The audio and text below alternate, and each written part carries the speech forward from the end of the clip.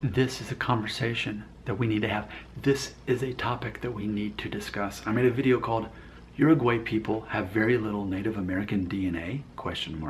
By the way, one of my tactics as a YouTuber is I often ask questions because I'm no expert. I'm a tactician. I know the formula to be engaging people on YouTube, and it's not by claiming to be an expert. Instead, it's to present myself as someone who doesn't have the answers, which is absolutely correct. I don't have the answers and I'm not an expert, but people watch my videos anyway and are quite engaged, and here's an example. So in that video, Uruguay people have very little Native American DNA. Andres Uruguay had this to say, quote, "I don't get why you Americans are obsessed with human races. It's a fact. The next century we will all be mixed.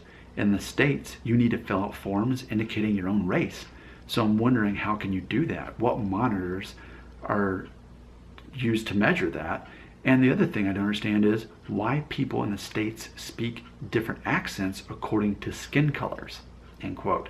So there you go. I mean, I want to focus on the later part of that question there. But ultimately, I mean, I say this regularly. When you are an American, on a regular basis, you're having to fill out forms for the government to explain what race you identify as: white, European, African, Asian, or Hispanic but not white. So for someone who has Hispanic background, because my mom being Mexican and even being Sephardic Jewish on her father's side, by default I am Hispanic but I'm also white. So to say that I'm Hispanic but not white is a lie. So that makes me very aware of it.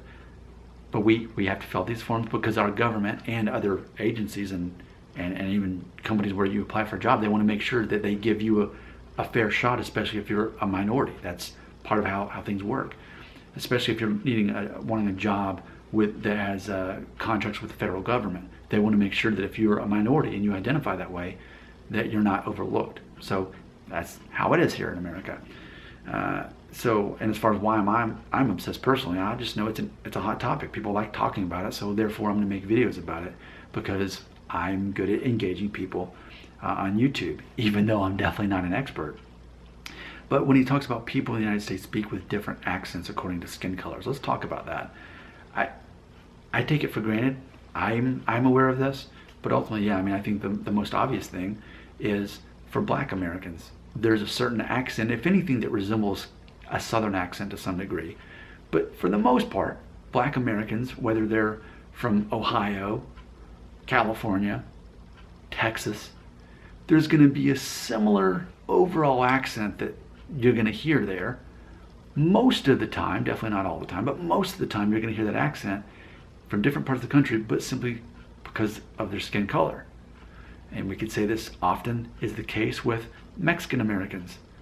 Your name could be Pablo Mendez, but you're going to have a certain accent. Even if you speak English very well, there's a certain accent that you can kind of hear there. And I think that's ultimately because that's passed on from generation to generation. What happens is in America, and I think this is hard for a lot of people outside of America to grasp or to accept, but that is that there is still going to be a built-in identity that goes along with being Black, with being Hispanic, whatever it is.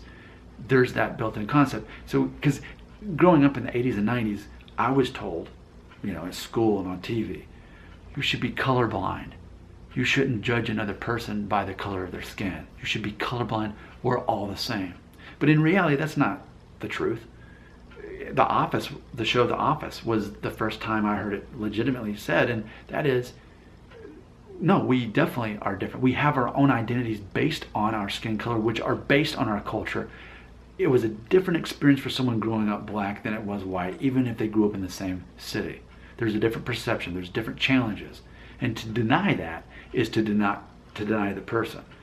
So even though it's not a matter of that we necessarily think that we're better than another person because of our skin color, we still have our own micro cultures that are going to be there despite that. And I think speech has to do a lot with that the way that we pronounce certain words is going to carry on based on how we're united by our skin color or our ethnicity or our background. That's the best answer I can give, but I'd rather people in the comments take it from here. Let's explore this. Let's talk more about this. I think this is very relevant and engaging. Comment section is right here for you.